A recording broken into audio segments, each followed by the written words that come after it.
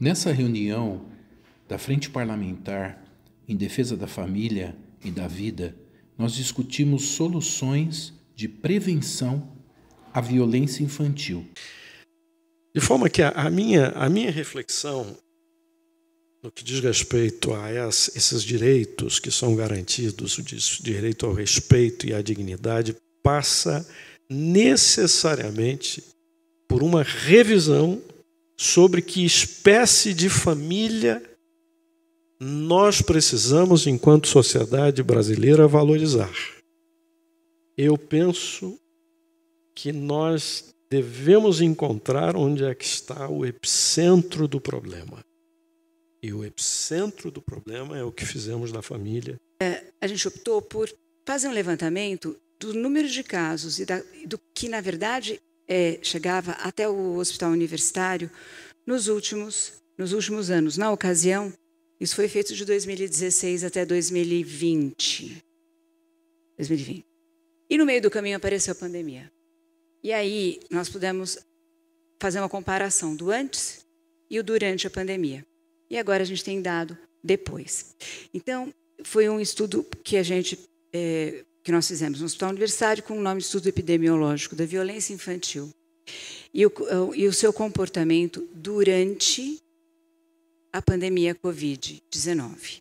O principal tipo de violência infantil atendida no HU é a violência sexual. Ela corresponde a mais de 60% dos casos. As meninas são as mais violentadas, são as principais vítimas. Elas têm idades de 2 a 9 anos, principalmente, e adolescentes. Só que nós já tivemos bebês com violência sexual e violência física. Todos os bairros de Jundiaí contam com algum tipo de notificação de violência física ou sexual. Aí nós certamente estudamos esses dados e partimos para uma prática. A gente faz uma grande interação da família com a criança. A gente faz uma atividade onde a família tem que ter o olhar para a criança de uma forma diferenciada. O espaço da casa, da família, que deve ser o espaço da proteção e do desenvolvimento saudável, né? A Declaração dos Direitos da Criança fala que a criança, para o pleno e harmonioso desenvolvimento da sua personalidade, deve crescer no seio da família, um ambiente de felicidade, amor e compreensão. Está no preâmbulo da Declaração dos Direitos da Criança, que, curiosamente, é o documento internacional mais ratificado do mundo, né? É o documento que mais países ratificaram e incorporaram às suas legislações. Mas a família, ao mesmo tempo que é um espaço de proteção, pode ser um espaço também onde as pessoas, as crianças especificamente, podem estar numa situação de risco. E aí o que a gente deve fazer? Não tem um substituto, né? A história já tentou algumas vezes substituir a família, né? Mas as tentativas foram sempre danosas, sempre muito prejudiciais. Então, só tem uma alternativa, é dar apoio às famílias para que elas possam desempenhar bem o papel que lhes cabe, para que elas possam, sim, cada família, toda família, ser um ambiente de felicidade, de amor e de compreensão, para que crianças e adolescentes possam crescer e se desenvolver adequadamente. A pesquisa que ela apresentou abriu aqui uma realidade para nós atuarmos diretamente no problema. Essa iniciativa da educação tem dado resultado para poder apontar: as crianças sofreram violência.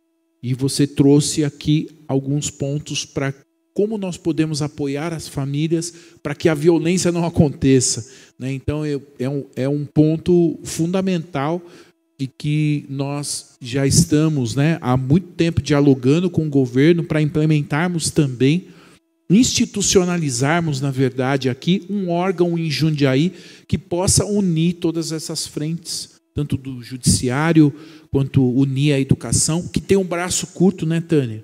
Tantas coisas, vocês vão fazer o trabalho de diagnóstico, demorar anos para diagnosticar, né? E o que nós vamos fazer para poder conter isso tudo? Então, essa ideia que nós queremos trazer para Jundiaí, de implementar esses programas que vão trabalhar na prevenção. Precisamos diagnosticar para parar esse ciclo, tentar romper esse ciclo e dar apoio para as famílias que muitas delas não têm condição até de habilidades parentais, como suporte para melhorar a relação entre o marido e a mulher. Já está difícil, né? O índice de divórcio cada vez crescendo, as brigas muito mais frequentes em casa. Qual que é a referência que nós estamos tendo para as nossas crianças em relação à violência, em relação ao uso de tela? Muitas vezes o pai, a realidade da família está muito difícil, né? Por quê? Tem que trabalhar, senão não consegue colocar a comida em casa. E sai, e a criança fica na tela. O Brasil, infelizmente, é um dos países que mais consome pornografia. Então isso também estimula a criança já de uma sexualidade precoce. O Marcelo nem tocou aqui no assunto, né, doutor Marcelo? Queria até que o senhor falasse em relação também à gravidez precoce. Isso, o fortalecimento da parentalidade também faz com que reduza esse índice, porque vai melhorar a comunicação, né, das famílias. E vocês já vão se preparando para poder fazer uma pergunta. Por favor, podem descer aqui para poder. Deixa eles sentarem aí na cadeira, aqui embaixo, o Armando. Mas passa a palavra para o doutor enquanto eles se acomodam. Por conta do tempo, acabei não trazendo muitos dados, mas só uma questão interessante sobre isso. Os dados, isso com dados da Pesquisa Nacional de Saúde dos Escolares, que é a PENSE. Foi feita uma pesquisa, um estudo, comparando a questão da parentalidade com os desenvolvimentos de crianças e adolescentes. E o que se verificou? Que filhos de pais negligentes têm o dobro de chances de ter iniciado a vida sexual de forma precoce e desprotegida aos 13 anos de idade. O dobro de chance. Então, utilizando dados da PENSE. Além disso, um estudo epidemiológico também, realizado aqui em São Paulo, mostrou que 25% das crianças em idade pré-escolar tinham sintomas internalizantes ou externalizantes de saúde mental, que foram associados a fatores modificáveis como relações familiares estressantes. Então, ou seja, melhorar as relações familiares, promover uma interação adequada entre pais e filhos, que é basicamente o que os programas de parentalidade fazem, é uma forma de atuar sobre vários problemas. Na adolescência, a questão das drogas, mas na primeira infância, sintomas internalizantes e externalizantes de saúde mental, que esses dados foram coletados em 2019, antes da pandemia. Então, esse estudo está publicado na Revista Brasileira de Psiquiatria. Imagine, antes da pandemia, 1 em cada 4 crianças em idade pré-escolar com sintomas internalizantes ou externalizantes de saúde mental. Se a gente for só tratar isso, a gente não tem nem profissional suficiente.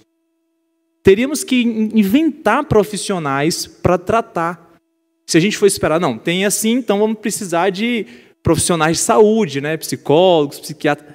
Não teríamos em número suficiente, porque a gente está falando de uma região urbana.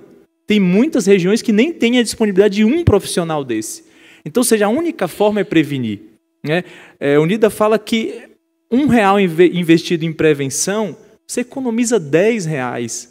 Então, se é 10 vezes. Então, ou seja, promover práticas parentais adequadas é uma forma de prevenir violência, prevenir iniciação sexual precoce e todas as consequências disso. O Brasil é o segundo país da América e do Caribe em número de gravidez na adolescência. Caiu muito nos últimos anos, mas ainda somos o segundo. Então, temos muito ainda por fazer. Infecções sexualmente transmissíveis, a própria autolesão, que foi mencionada, com ou sem ideação suicida, está relacionada à parentalidade. A própria OMS fala que relações familiares estressantes é fator de risco para o suicídio entre adolescentes. Enfim, melhorar a relação familiar, promover práticas parentais adequadas é um caminho necessário para a gente favorecer o desenvolvimento das nossas crianças e adolescentes.